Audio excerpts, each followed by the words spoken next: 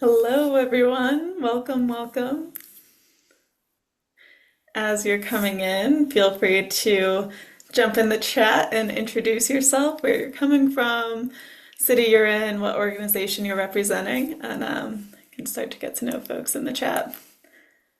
And we will ask as you're joining too to stay on mute until we go into the breakout rooms later. We'll start out with some presentations before we dive into things. I'll give it a few moments for people to join, but looks like Amanda's starting us in the chat. Feel free to join in too. If you're just joining, add your name, organization, and where you're calling in from.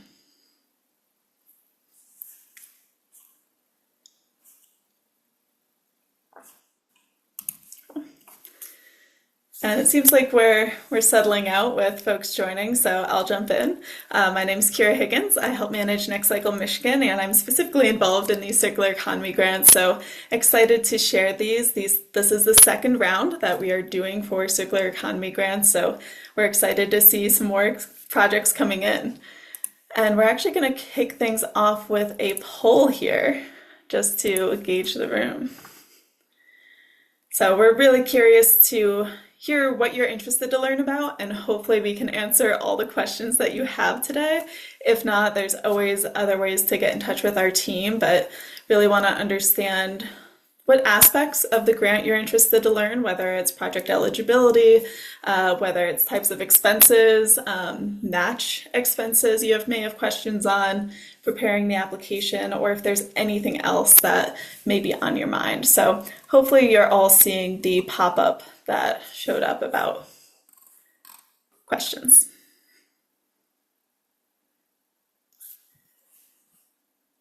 And we've got some more folks joining, so I'll add in again too. Feel free to introduce yourself into the chat, where you're from, your name, but we will stay on mute until we go into the breakouts.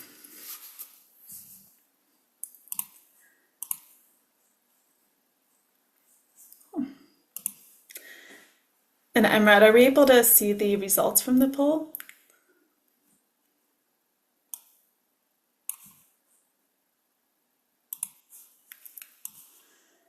Okay, so it seems like a lot of questions around application prep and honestly a bit of the full gamut here. So hopefully we can cover all of these and answer those questions you may have. But we'll get started. Just a quick agenda overview.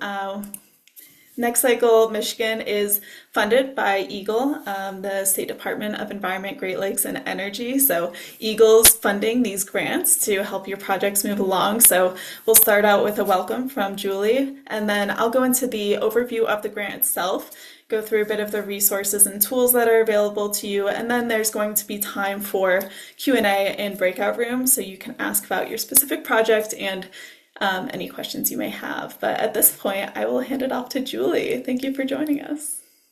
Thanks, Kira. Hi, everybody. As Kira said, my name is Julie Staveland. Actually, wait, double check. You can hear me, right? I'm good. Yes. Yeah, okay, great. Sorry, thanks. That's always a fear I have when I do some of these virtual events. My official title is the Assistant Division Director for the Materials Management Division at Eagle. Essentially, I oversee the fund side. I oversee the technical assistance and grant programs for energy, recycling, and pollution prevention. Kira, next slide, please, or Emrad. Sorry, whose slide? Thank you. So within our areas, I like to say that these form the beautiful Venn diagram because we really can't talk about energy without talking about recycling and pollution prevention. We can't talk about recycling without talking about energy and pollution prevention. So they're all kind of intertwined. It's all one giant conversation. They're all intertwined project-wise. And I also like to say we're the favorite of the Office of Climate and Energy, who came out with the My Healthy Climate Plan, because all of our projects, all of the work that we do contributes to the goals and actions that are outlined in the My Healthy Climate Plan. Next slide. So within our area, we have kind of a broad portfolio of projects that we work on, but they kind of fall into these 5 key areas.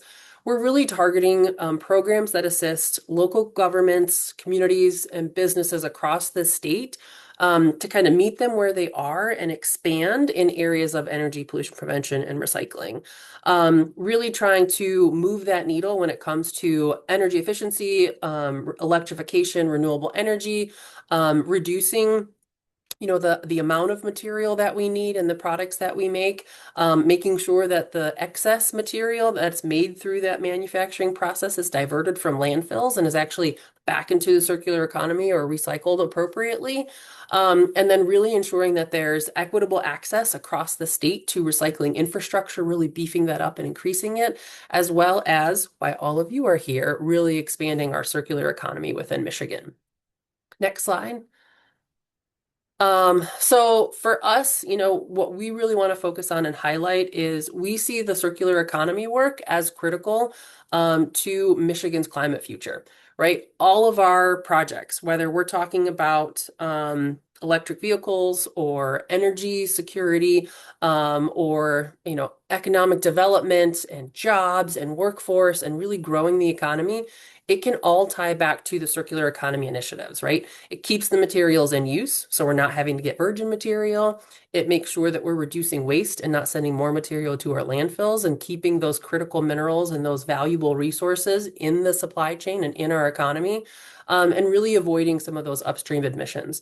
Um, so, while we talk about kind of like these innovations and these ideas and kind of where we're going, I see a lot of the work that we do through the Next Cycle program and through our accelerators and through honestly your brain power and your genius, as actually making action, like taking action to make things happen. Like you're the boots on the ground that are actually going to make our goals come to fruition. So I want to say thank you and welcome, and I'm super excited to see what applications we get in for this next cohort. Thanks, Kara. Amazing. Thanks, Julie. And I think that big picture overview is really important to put this in context because as Next Cycle Michigan is having a role in this, we have a variety of programs from our accelerator to partnership platform, data resources, but all of that's centered on some of Michigan's recycling goals to reach a 45% recycling rate. And what that means is capturing these literal tons of material that we're wasting. 2.7 million of that helps us get to our 45% recycling goal, but it's not just the capture of that material. As Julie was pointing out, it connects to our climate goals and it connects to our economic goals. So we're also, when we reach that 45% recycling rate, that's 9 added billion in total annual labor income, and then another 33 billion in economic output, which is on par with Michigan's tourism industry, which, if you look at, is a big player in Michigan. So these goals are holistic in terms of what it helps us accomplish, but that's really where we're focusing this work. And some of these do narrow down into certain gaps. So Next Cycle Michigan does have some resources on our website, including a gap analysis that a new one's coming out soon, but it'll focus in on various aspects, including recycling collection, processing of materials, and getting it to end markets. And that ties into Michigan makes things. We do that really well, and we want to make more things from recovered materials to get towards that circular picture of products. So OCC, cardboard, is something that we can capture more. Our gap analysis that'll be published soon highlights that our commercial sector and businesses aren't capturing all the cardboard that we could. So that's a knob that we can turn to get more material. We're still looking to see more material recovery facilities, upgrade equipment, and work on innovative solutions, seeing more food waste and organic recovery to account for our composting opportunities, and then making sure that we have pathways for that material to go. So whether it is solutions to utilize organic-based material, whether it's products that utilize recycled plastics, mixed paper, textiles, we're pretty material agnostic. So these are some of the target gaps that we're really looking to fill. And to do that, we have circular economy grants, which is what you're really here to hear about. So right now, $3 million in funds is available. These will be $50,000 to $250,000 awards. And again, we want these projects to align with some of these gaps that we've highlighted, to leverage public and private investment, bring partners to the table so that you're not working alone. You're part of this larger value chain, and we want to see solutions that can be scaled, and partners are an important part of that. And then teeing into some of the holistic benefits that Julie started with, aligning with our climate priorities, seeing the benefits of our equitable impact, environmental impact, and the economic side. So we want to see these applications that demonstrate this work accomplishes all of those. In terms of eligible projects, this is also fairly broad in terms of the types of projects that can be accepted. This is anything from new technology, utilizing AI, new robotics, things that, may help us fill some of the gaps that we see. Recycled content into products, that's looking more at the market side of how do we get ground up textiles into something new or into new textiles. So looking at some of those material specific innovations. And to do that, there's a lot of logistics that come into play. So we have to adapt our supply chain to be able to do that. Intake recovered material as opposed to extracting raw material. So projects that can help us pivot are also an important factor here. Organic material is a maybe overly simplified term, but that can be anything from actually processing of organics, collection of organics, and organics may be food scraps, it may be wood waste, it may be wood chips that don't have to be chipped or don't have to be landfilled. How can we capture that material for highest and best use? And with that comes some of our upstream solutions, and upstream, by that I mean some of our reuse, some of our avoiding waste in the first place. So we're really looking across the value chain of a variety of materials. And then in terms of what the grant can cover, this is also pretty broad. The main focus will be on some of the equipment and supplies that you may need to implement a solution or scale it. Research and testing is eligible in that. So projects that are earlier stage, we can help you navigate if this is the right fit. We do want to see projects that are scaling, but we also understand that some of that early research is a needed stage in some of the novel technology and some of the material innovations that we want to see. So that is included as part of something this grant can cover. Of course, with any project that you're implementing, education, marketing, promotion are really important aspects. So I encourage for any of your budgets to include some of those items in that budget so that it's really holistic in terms of what you're completing. You may need to travel to different sites to complete the work, to source material, whatever it may be. There is travel included in this budget. It does need to align with state rates, which may be lower than you'd prefer, but if your company does have your own travel policy, that can override the state rates. And then some of this work that you may be doing may require contractors or service providers or hiring an electrician to install the equipment that you purchase. So services can be included in this, and new this year, we're also including personnel. So some of your actual labor and time that's going into executing this work can be covered by the grant as well.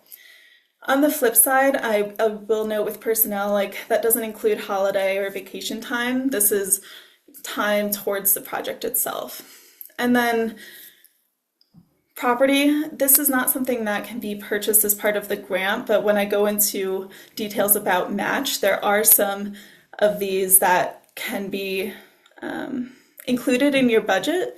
Just you would need to cover the cost of that and demonstrate it as match as opposed to funds that the grant itself would cover. And then, of course, general business expenses or typical expenses that you would have regardless of having the grant, those wouldn't be covered in this either. We would also consider conference and networking fees part of your typical operations, less of what a grant would cover. So on that note, we do have another portion of the poll, so I'll let Emrad launch that again. But in terms of some of the things you anticipate using grant funds for, curious to gauge if it'll be more towards equipment and supplies, if you're planning and travel, if it may be a mix of some of these. Really curious to understand what you have in mind. And you should see the poll launched again. Sorry, folks, for some reason, the way it is set up, all three questions are showing at once. So I'm clearing between questions and answer the second question at this point. Thank Thanks, you. Emma.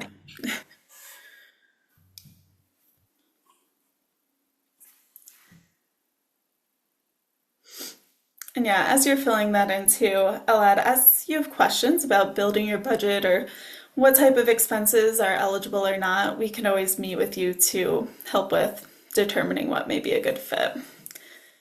And just skimming the results, in terms of how this is split, your budgets may be a mix of any or all of these, or maybe just focus on single items, but in terms of these ratios, I think this is a pretty good fit. If this was a single budget, this would gut check pretty well to me.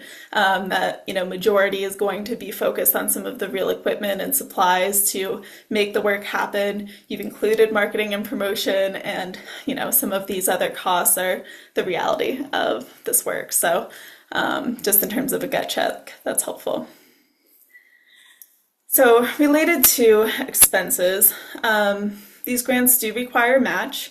So this is tiered. So we set it up so that if you are, a smaller business or a nonprofit, you're obligated to less match than if you're a larger company with 50 plus employees, and this is maybe a drop in the bucket for you. So this is detailed much more in the application packet, and on the next slide you'll see a bit more detail regarding some of the types of expenses that can be included. And that includes, equipment. Anything eligible for the grant can also be eligible for match. But as I was mentioning, there are a few items that aren't eligible to be covered by the grant, but you can use as match. So that includes the property, whether it's purchased or rented, as well as any membership, subscriptions. Those can be counted as part of your project budget, but things that you cover, which would be the match. All match does need to be cash contributions, so you basically will need to prove that, yes, you paid to purchase that equipment from your own account, and that is counted as match. So that will need to be tracked pretty carefully. And a bit more detail on, the match tiers and expectations. The next slide shows the max matrix, as we've deemed it. And this can help you understand where you fit in terms of match requirements. So if you do represent an underserved entity, region, or if you're minority or women owned, you are subject to a lower match in general. And then we also have this set up by if you're a nonprofit, university, hospital, private organization, or public sector. So hopefully this also demonstrates well that we're pretty broad in terms of the types of organizations that are eligible to apply. And we've tried to make space for you to fit based on your different needs. So, Kira? Oh, yeah. I'm sorry. Before we go a little bit further, there is a question. Apparently, there's a little discrepancy between the percentages that have been communicated on the match for universities. 20% or 50%. So it looks like this slide is showing 50%. Yep. That is correct, right? Yes, this slide is correct. So, okay, there you go. Thank you so much. Apologies for that confusion. And anything, we'll work to keep the materials on the website updated as well.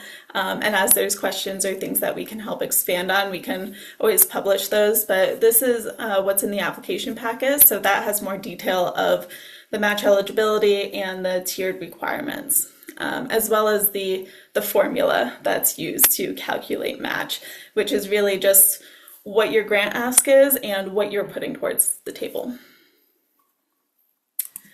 And then in terms of how these applications will be evaluated, these are the core selection criteria categories. Of these, the most important is your value proposition. What problem are you solving? What gap are you filling? How are you capturing a material stream that would otherwise be wasted or thrown away? So that value proposition is something I encourage you to spend some extra time on in your application. And in terms of market potential and financial viability, this is really trying to understand that your project, whether it's a business or if you're a public sector that's working to scale an initiative, making sure that you have a path forward. So looking ahead into, have you teed up extra funding sources? Do you have a return on investment in the next 5 years? And what is that? And being able to see that with these grant funds, this is setting you up for success. So just having that look ahead that you have plans beyond just the grant.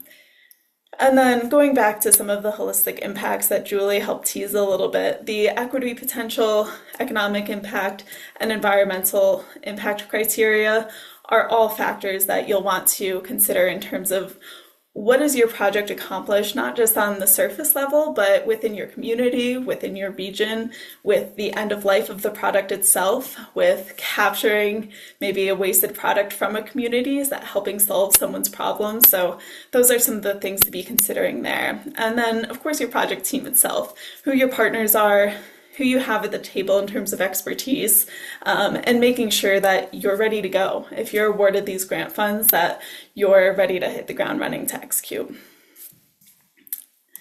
Kara, we have two questions. Yeah, of course. I'd love to throw in there when we get too far away from the base data.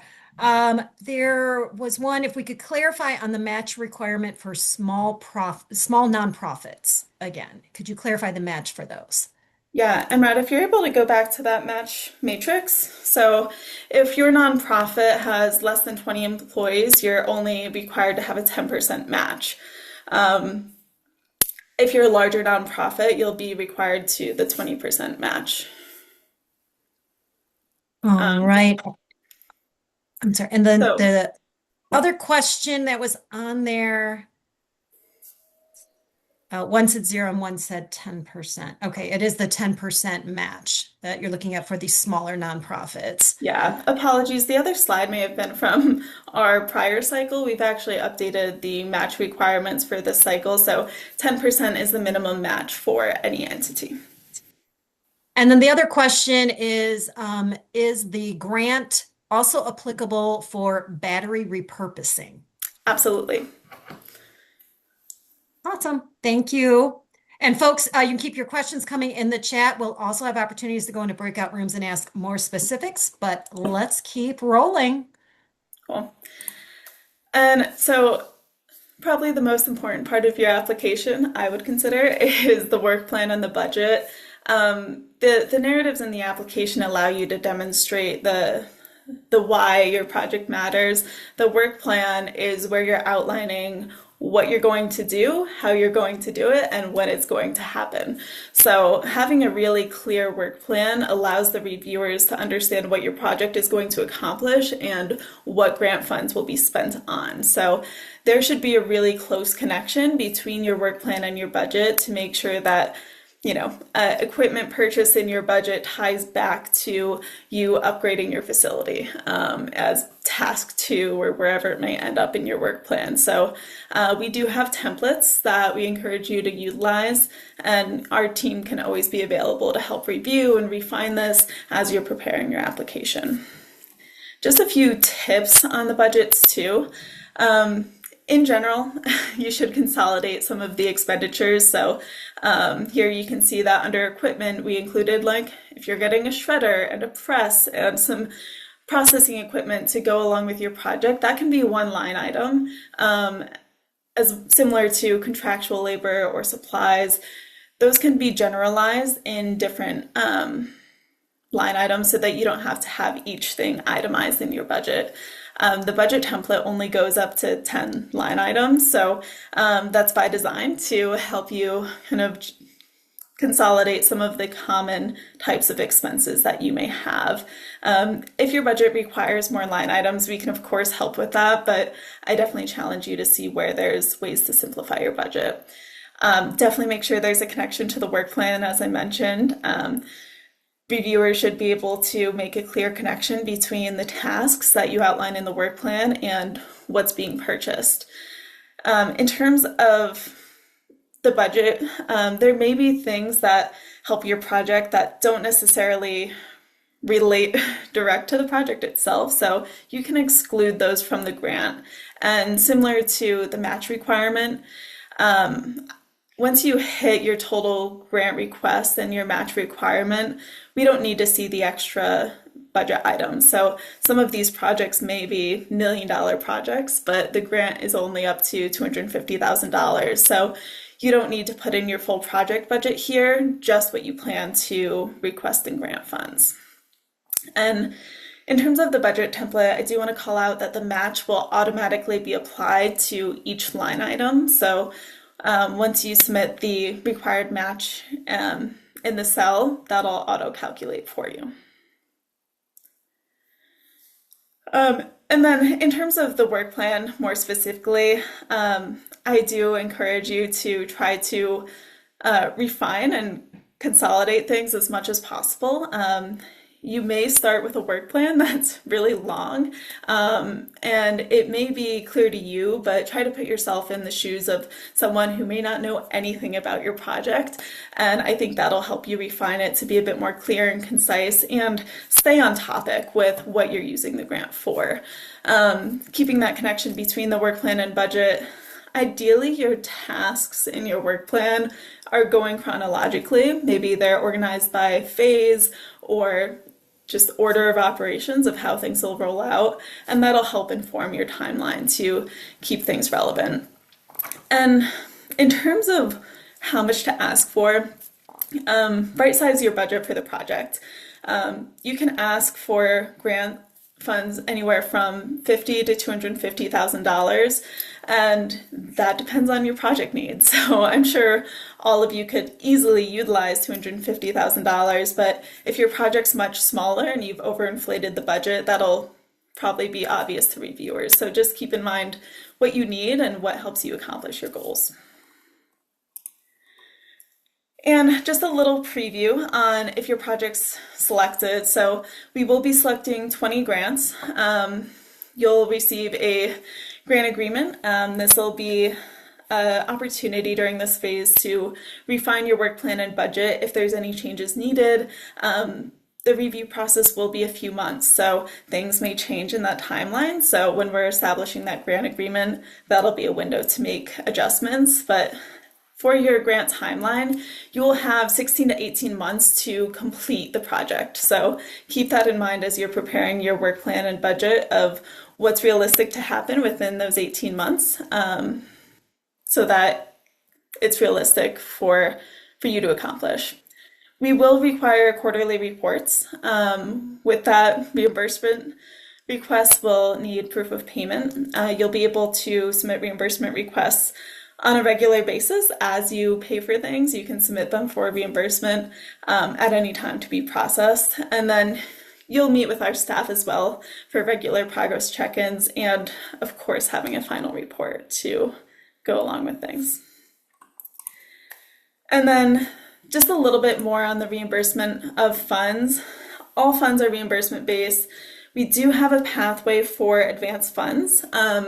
This will take time. I would encourage in your application indicating if you plan to need advanced funds so that we can start to tee that up ahead of time. But up to $20,000 can be requested for an advance at a time. Otherwise, everything will default to reimbursement based. And if you apply for advanced funds, you can keep submitting for reimbursements as well in parallel. So we're trying to create pathways for both. In terms of how to apply, that seemed to be a hot question as we had the entrance poll. The application is through an online portal.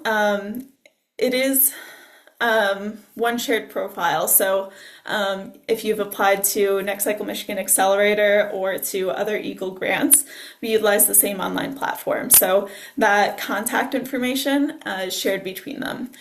And for the grants, you'll see different application cards as they're deemed. So once you start an application, you'll be able to check on that again. And we can always help you navigate the online portal. I know a common question is around multiple people accessing the online portal. Unfortunately, it is only one login that can access the application. So if you do plan to collaborate with someone, you can adjust your password to be something you're okay sharing, or, work offline and then have someone who can import it into the online portal. And in terms of timeline, so applications opened last month. We are at the information meeting. Hello. And then applications will be due March 13th. This is at midnight. If you need flexibility on that timeline, let our team know. We're happy to be flexible with you. And then April through June is the rough application review period. So we're hoping to have selections then sooner, but that's kind of a worst case scenario estimate. And then this summer we'll be sending notifications if your application has been selected. So then, fall 2026 through, wherever 18 months lands you, once your agreement's in place, will be the term for your grant. So that timeline is what you should be prepping your work plan around. And then in terms of resources, we're here to support you. The Next Cycle Michigan website has a variety of data resources that I encourage you to utilize. It looks like Maggie dropped the link in the chat. So this has anything from reports you could reference for data on equitable impact, environmental impact. It has mapping of some of our facilities in Michigan, as well as where projects may be happening. So those tools are at your disposal to utilize. The information packet, this is your best friend. This is going to have all of the details around eligibility, the timeline for the circular economy grants, the types of projects that we're looking to see, the selection criteria. I had shared the list, but we do have more detail of what does that selection criteria mean. So that information packet has all the details you need for this grant. And then project-specific questions, though, you can always schedule office hours with me, and I can talk through your project a bit just to help clarify what may be a good fit, what may help refine your work plan and budget, and any other questions you may have. We also have an email you can reach out to that we monitor regularly if you have smaller questions or need a link to anything as well. Kira, there is one question. If a potential project will not be scoped or sequenced in time to apply in March, will there be another round of similar grants? We hope to. Eagle also has a variety of other grants that they put out, so I think staying tuned on Next Cycle Michigan will continue to promote any new grant opportunities that we see, so I would stay on our email list so that you can get those updates of additional grant opportunities. And speaking of other opportunities, circular economy grants are, one piece of the puzzle. Next Cycle also has an accelerator that, especially for projects that are earlier stage, that accelerator can be great to run in parallel to a grant. So it doesn't have to be a either or, it could be a both and. So the accelerator can provide some coaching and technical support to help vet out your project a little bit more. Eagle has other grants that they plan to release. Recycling infrastructure grants just closed in January, but they are working on some more grants to be posted. Next Cycle is planning on another round of seed awards as well. So those are roughly $10,000 awards focused on smaller, earlier stage projects.